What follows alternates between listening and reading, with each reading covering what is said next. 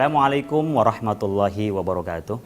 Alhamdulillah wa kafa wassalatu wassalamu ala sayyidina al-mustafa sayyidina Muhammad wa ala alihi wa sahbihi ahli sidqi wal wafa. Amma ba'du. Pemirsa Nabawi TV rahimakumullah. Kita sebagai umat Islam tentu harus menjalankan keimanan kita. Iman adalah di hati, tasdiqun bil qalbi wa iqrarun bil lisani. Kita mengucapkan, mengakui secara lisan. Wa amalun bil jawarih. Kita akan melaksanakan dengan organ tubuh kita. Tapi mengikuti siapa kita berislam? Tentu adalah mengikuti Nabi Muhammad SAW. Namun manusia tak punya kepandaian yang merata. Masing-masing mempunyai kemampuan yang berbeda dengan yang lain. Disitulah Allah memberikan dengan rahmatnya kepada kita, mempunyai kemampuan yang beda-beda agar antara satu juga membutuhkan kepada yang lain. Kalau kemampuannya sama, lalu kekuatannya sama, maka manusia tidak saling membutuhkan. Oleh karena itu, pada saat kita belajar keislaman kita, guna mengimplementasikan keimanan kita, maka kita harus belajar. Lalu kepada siapa kita belajar? Tentunya kita belajar melalui kitabullah wa sunnati rasulih. Tapi siapa yang menjelaskan itu? Apalagi seperti kita orang Indonesia tentu tidak begitu mengerti dengan bahasa Arab, kadang-kadang juga tidak mengerti dengan ilmu alat, maka disitulah kita harus berguru. Orang yang mampu tentu ada disebut dengan mujtahid, dia mampu berijtihad, langsung mengambil dari Al-Quran dan hadis dan dia bisa langsung menerapkannya. Tapi ada orang yang tak mampu mengambilnya, tapi minimal dia mengerti, disebut dengan muttabi'. Ia mengikuti para mujtahid, lalu mengetahui tentang makna dari dalil yang menetapkan terhadap hukum itu. Tapi bagi orang yang tidak mampu untuk menjadi mujtahid dan tidak mampu menjadi muttabi', dia jadi siapa? Maka dia menjadi muqallid, adalah orang yang bertaklid.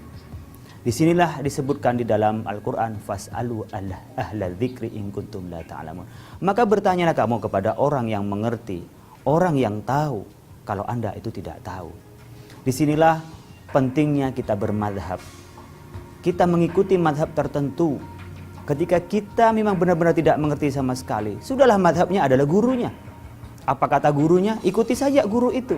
Kenapa? Karena yang bertanggung jawab dari seluruh keputusan hukum itu yang kita lakukan, yang kita tanya pada guru, ada pada guru. Dan tentu kita harus hati-hati mengangkat guru. Bukan tiba-tiba orang dianggap guru karena dia berpakaian rapi ala ustadz. Tidak, tetapi yang jelas kapan dia belajarnya, di mana dia belajarnya, dan seperti apa pengetahuannya. Baru kita angkat sebagai guru. Kalau kita agak lebih luas, maka kita bisa bermadhab dengan salah satu madhab yang 4. Madhab Hanafi, madhab Maliki, madhab Syafi'i, dan madhab Hambali. Silahkan kalau kita tidak mampu, pilih satu. Seperti mayoritas masyarakat Indonesia bermadhab Syafi'i. Malah kalau di Malaysia, itu disebutkan di dalam konstitusinya bermadhab Syafi'i. Demikian juga di Brunei Darussalam. Tapi berbeda juga dengan saudara kita yang ada di Maroko. Ia bermadhab dengan madhab Maliki. Oleh karena itu ketika kita berislam, mengimplementasikan keimanan kita dalam bentuk wa amalun bil jawarih, untuk melaksanakan secara organ tubuh kita untuk beriman kepada Allah, melaksanakan keislaman kita. Kalau kita tidak ngerti, kita bermadhab. Berkewajiban bagi kita bermadhab. Kalau tidak bermadhab, bahayanya adalah kita akan selang-seling, kita akan mengikuti, kadang-kadang ikut hawa nafsu kita, dan kita menjadi tatabbu'ur rukhas, ngikuti yang enak-enaknya saja, ngikutin yang nyaman-nyaman saja. Oleh karena itu, bagi kita masyarakat awam yang tak pandai mengaji, tak pandai baca kitab, tak pandai menafsirkan Al-Quran, tak pandai mengartikan hadis, maka sebaiknya kita bermadhab dengan madhab tertentu. Serendah-rendahnya adalah madhab kepada ustadznya, setelah itu kita bermadhab kepada madhab fikih kita.